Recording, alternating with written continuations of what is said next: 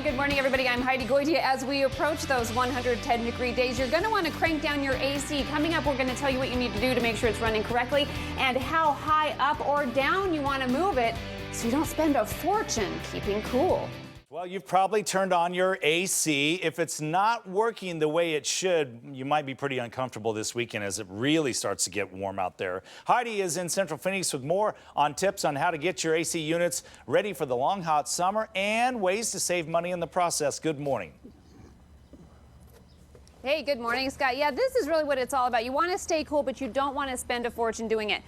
Luckily, a lot of you have a swimming pool you can jump in, but eventually you're going to have to come inside. And that's where it can be pretty uncomfortable if you don't have your AC units working properly. Mike Donley has been helping us all morning long, making sure that we've done our checks inside and outside. One of the things you say everybody needs to do after this unit sitting all winter is hose down the outside coil. I think a lot of people don't even think of that, but you say it's pretty important to do. Well, if you clean machine is an efficient machine and is going to run better. Okay, and the first thing we need to do is make sure the unit won't turn on because electricity and water, while they're safe when it rains, let's not toy with it. Yeah, there's no reason to mess with it. So typically there's a disconnect switch out here at the unit, and we want to pull that out, and now we have no power to the system. And then you have to be careful when you're spraying it. Okay. Because too much pressure, you're going to flatten the coil, the fins on the coil. And I'm doing this super. So don't shoot it straight in, shoot it more up and down.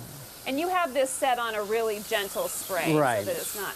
Are we like these little bugs and the spider webs? Are we trying to get that off? Yeah, we're going to try to get everything out of there and just wash the dirt off of it. Okay. And the unit will breathe a little better.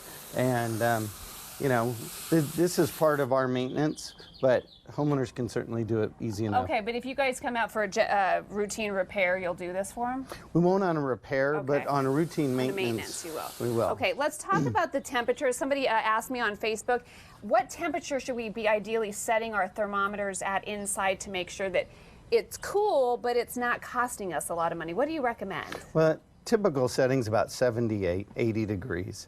But for every degree you can live a little warmer, save 2 to 3% on your air conditioning costs. That's a lot for every degree. It's a lot. If you could, just think, 3 degrees, maybe 10% less on your cooling costs. Okay, and you say when we go to work, first of all, we should take the time to program these thermostats if we have one that allows that. Correct, especially if you are gone all day. Okay, so when we do go to work, you say don't fluctuate your temperatures by more than about 4 degrees. Correct. Why? Well, if your house heats up more than 4 degrees, you'll spend more money cooling it down back to temperature than you saved by it being off all day. So when we go on vacation, we go, oh, we're just going to turn the whole thing off. We don't need it running while we're not here. Bad idea. It's a bad idea.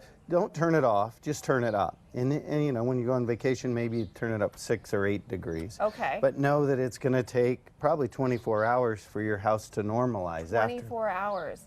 When it's, most of us are going on vacation in July. Yeah. So it's 110 and humid. That's when you call your neighbor and go, hey, can you go over to my house and turn down my air conditioning unit?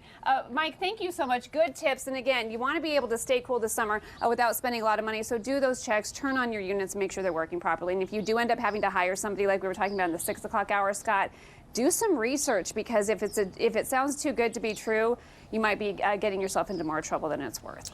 That is some good tips, and thanks for not ruining that AC unit with that water. You're welcome. Yeah, Charlotte appreciates that too.